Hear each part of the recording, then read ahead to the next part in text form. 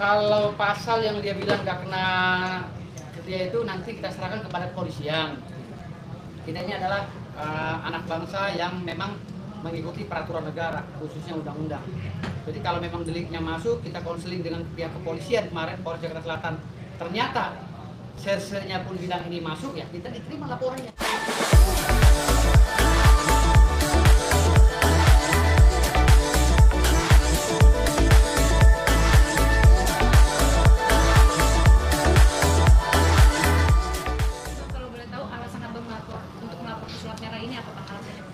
Alasan kami hanya satu, kami mengambil dan menangkap hasil chat ya yang ada di Instagram saudara pesulap merah, Instagramnya ya, dengan narasi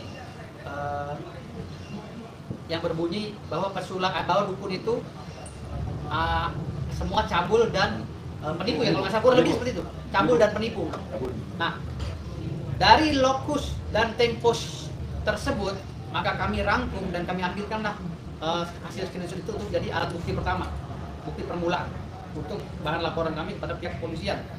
Setelah itu kami juga mengambil video-video di Instagram beliau, di YouTube beliau itu yang menyatakan berulang-ulang dengan niat ya, mens reanya ada niat jahat, berulang-ulang mengucapkan bahwa dukun itu cabul dan penipu.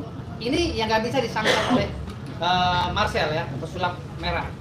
Walaupun dia bilang saya ini bertujuan ya, walaupun akhirnya setelah itu dia berbicara untuk mengklarifikasi bahwa saya bertujuan tidak untuk semua dukun. Dia bilang hanya dukun-dukun yang mencari keuntungan. Jadi saya tidak permasalahkan bahasa dia berkelit dalam hal itu, tapi yang saya permasalahkan adalah saat dia membuat itu temposnya sudah masuk dalam delik aduan absolut ya.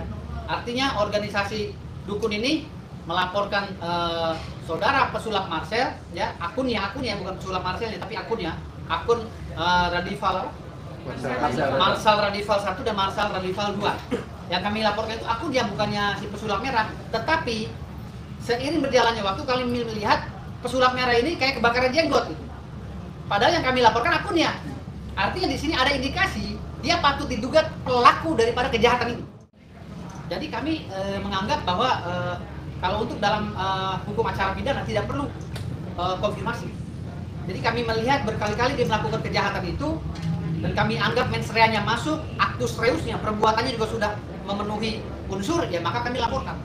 Gitu. Karena ini bukan kami bawa ke ranah perdata, karena ini pidana, jadi kami nggak perlu somasi, nggak perlu apa.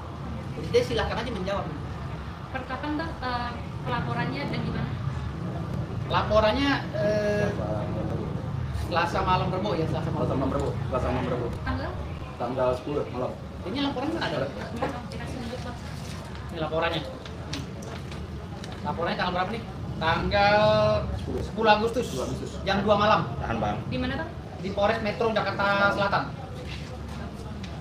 Bang, Marcel juga kan ada berkelit dengan pasal-pasal yang dia sebut bahwasannya perdukunan dan perjinakan itu nggak boleh. Menurut abang sendiri seperti apa bang? Kan dia selalu membawa pasal itu tuh yang sebentar. Ya, pasal 459, 546 sampai 549. Ya. Jadi pasal-pasal tersebut di dalam KUHP ya, kalau nggak salah itu, itu pasal-pasal yang berimplikasi terhadap kegiatan dukun yang mengakibatkan kerugian orang. Pasal-pasal itu, kalau tidak ada kerugiannya, maka pasal itu tidak bisa diterapkan. Namun terhadap pasal itu tidak untuk para dukun-dukun yang telah keluar akte Kemenkumhamnya. Ingat ya, catat ya, pasal itu bisa berlaku apabila si dukun itu tidak mempunyai legalitas. Namun ketika dukun itu sudah mempunyai izin NIB seperti ini ya, izin NIB, SK Kemenkumham, lalu surat-surat lainnya, surat tugas dan lain, ini nggak bisa karena beliau terikat langsung surat tugas dipegang. Ini NIB-nya, ini Kemenkumhamnya, ya, ini Kemenkumham. Pegang dan Ini Kemenkumham pegang. dan Adinda Jindan. Ini akte pendiriannya.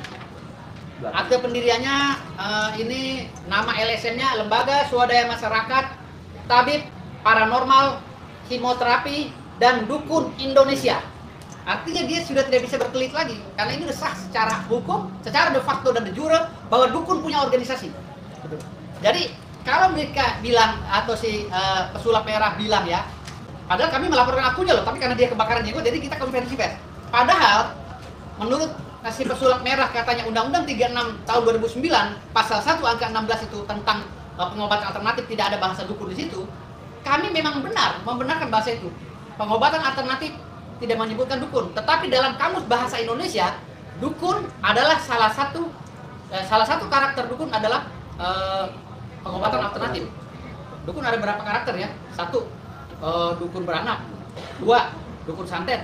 3, dukun terawang. 4, dukun hujan. 5, dukun pelet. 6, dukun bla bla bla, yang termasuk pengobatan alternatif. Jadi dukun ini sebenarnya adalah bahasa dari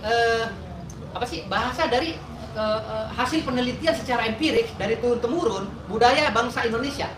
Makanya disebutlah orang-orang yang dalam 12 kategori dukun tadi itu adalah namanya dukun.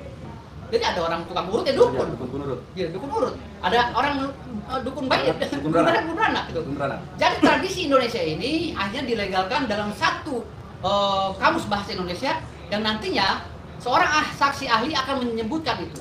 Bahwa kalimat dukun yang dijabarkan oleh si pesulap merah tentang dukun yang katanya penipu dan cabul itu harus dipertanggungjawabkan oleh si pesulap merah. Saya akan kumpulkan dukun-dukun yang ada di Indonesia yang bergabung dalam organisasi ini, lalu akan saya pertanyakan, mana yang menipu kamu Marcel? Mana yang mencabuli kamu Marcel? Kalau ada yang mencabuli kamu, ada yang menipu kamu, silakan lapor ke polisi. Karena ini delik aduan absolut. Tetapi kalau tidak ada yang menipu kamu, maka kamu akan masuk penjara. Gitu. Artinya di sini saya peringatkan kepada saudara Marcel atau pesulap merah, jangan menyepelekan orang. Ingat ya, antara ilmu sulap yang berlandaskan ilmu fisika tidak bisa digabungkan dengan ilmu dukun. Dukun ini ilmu metafisika yang tidak bisa dilihat oleh kasat mata, gitu loh. Artinya di sini jangan sampai para pesulap-pesulap ini salah. Karena di dunia ini banyak yang diciptakan oleh Allah itu berpasang-pasangan. Ada yang palsu, ada yang asli. Nah, kalau pesulap ini memang trik ngikutin cara dukun. Dia lihat dukun zaman dulu, pada zaman Diponegoro berjuang. Dia dengan selendangnya itu menjatuhkan pesawat Belanda, ya kan? Zaman-zaman dulu banyak cerita-cerita tentang kesaktian bambu kuning gitu loh. Jadi kalau Marcel ini tidak mempercayai cerita itu, dia tidak percaya tentang sejarah perjuangan bangsa Indonesia. Makanya Marcel ini kayaknya dia lahirnya di Amerika dia. Ya, kebanyakan makan keju gitu. Saya kedatang ke sini dia kaget. Tapi saya dengar rumahnya di Tangerang, jangan Tangerang Kabupaten ya. Kita lihat dulu di mana kabupatennya, saya tanya. Ntar saya samperin, saya datang ke rumah Marcel. Gitu. Kan ini tetangga saya di base dan dia di Tangerang. Artinya di sini ya, kalau Marcel ingin berkelit begini, jangan berkelit karena ini udah masuk delik. Saya sarankan panggil pengacara yang paling hebat di Indonesia untuk dampingi Marcel. Panggil. Saya kasihan kalau dia di penjara. Gitu. Ya, saya kasihan. Cari pendamping hukum yang sehat, yang bagus. Suruh mengeles, cari pasal-pasal untuk ngeles. Itu aja saran saya. Jangan cari pengacara yang tangguh, ya. Bila perlu pengacara-pengacara top yang sering masuk TV. Jangan lupa subscribe dan nyalakan loncengnya.